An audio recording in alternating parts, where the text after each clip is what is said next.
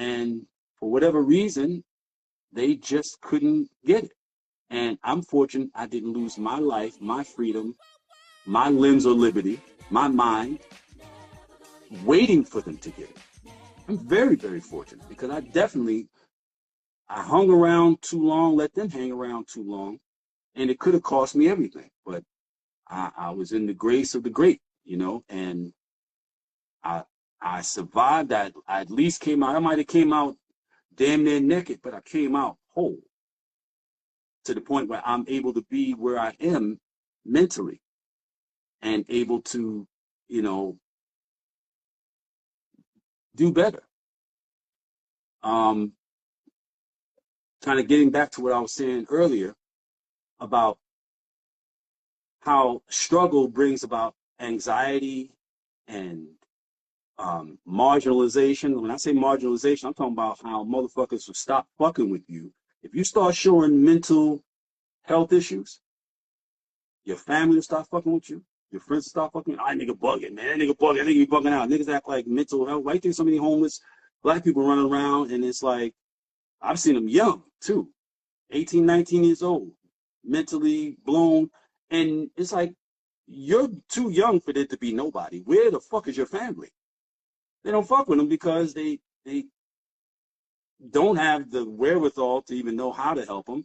And a lot of them act, there's a stigma attached to it. They don't want people to know that they have somebody in their family who has mental health issues, and they act like they're gonna catch it or something, and so they become really disenfranchised, right? They become really disconnected, and so if that's been happening as it's steadily been happening over the last 25, 30 years, like getting worse and worse and worse, and we're heading now towards this point where in the next 28 years, people are going to really, really be in a worse situation.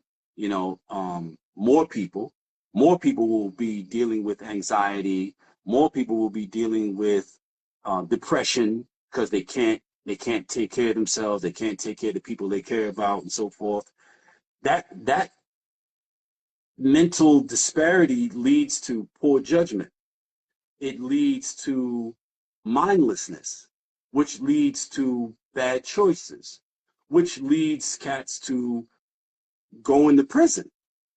And I believe what we're going to see as we move towards this zero median household income thing, I believe that we're going to see the explosion of the prison industrial complex, more so than we ever saw before, especially in our lifetimes, because there'll be way more cats. We're already seeing it. These cats aren't paying attention. I've spoken on this before. You got 30, 40 kids running into stores, snatching up sneakers and sweatsuits and all type of shit and purses and shit like that, with kids who are coming from two-parent households and all kinds of shit with it. It's like, this is already mass mindless behavior. They're subjecting themselves to being incarcerated, and that if you already desperate and you're already anxious and you're already depressed, that going to jail ain't gonna help that situation. It's gonna be a lot of motherfuckers going to jail, and there's gonna be a lot of people that are gonna be like, oh well, fuck them. They run around out here doing all this crazy shit, whatever, because they don't really understand that there's a whole system that is corralling them like sheep, like cattle, towards these conditions. And it can only result in motherfuckers going crazy and acting like nothing matters. It's going to be, if by 2053, the average black family will not have any income, then by 2033, the rate of incarceration amongst us is going to increase in exponentials of like 10, like it's going to be every year is going to be you know, 10 times as much, 10 times as much. And these people are just going to keep, they're going to keep building prisons, and they're going to keep basically doing this convict leasing thing that they started doing as soon as they couldn't get free labor out of us because, you know, the slavery was outlawed or whatever have you. We're going to be right back to that situation. But because cats are not, again, they're not tuned into causes, they're not correlating this outcome with this input, you know? And so they don't understand there's a direct line between you not being able to take care of yourself and you making choices that you might not otherwise make if you knew where your next meal was going to come from. It's happening. It's happening very blatantly. The stage is being set to dehumanize people in desperate situations to the point where nobody is going to care at all. It's like, yo, they couldn't behave themselves. They out here hurting people, whatever have you. They need to do something with them. Your ass gonna be on the plantation. Like, I mean, I've worked in prisons. I'm telling y'all. I'm telling you. It's a plantation. Like, I worked in prison. I've been in prisons all around the country, all through the Midwest, Northeast. I'm telling you, they're plantations. They are plantations. It's slavery. I mean, obviously, we know that that's what they said in the, what is it, the 13th and 14th Amendment, which with it that says that if you commit a crime, like slavery will be outlawed, but unless you commit a crime, right? Due process is called, so the 14th Amendment is the U.S. Constitution adopted in 1868 defines citizenship, and 1868, now that's 3 years after the Emancipation Proclamation. And it guarantees equal protection under the law for all persons, particularly addressing the rights of formerly enslaved individuals. It includes key provisions such as the Citizenship Clause, Due Process Clause, and Equal Protection Clause, which prevents states from denying rights and protections in individuals. Okay, so was it the 13th? Sometimes, like, keeping this stuff in your head. Oh yeah, this 13th Amendment. So the 13th Amendment is slavery is abolished, right? The Constitution abolishes slavery and involuntary servitude except as punishment for a crime. So if y'all think slavery is over, many of y'all think slavery is over or it's been abolished, it doesn't exist, but it says right here, it says in the Constitution, if you get convicted of a crime, then you can be subjected to slavery and involuntary servitude. When you get convicted of a crime, you go to prison, you are a slave, legally.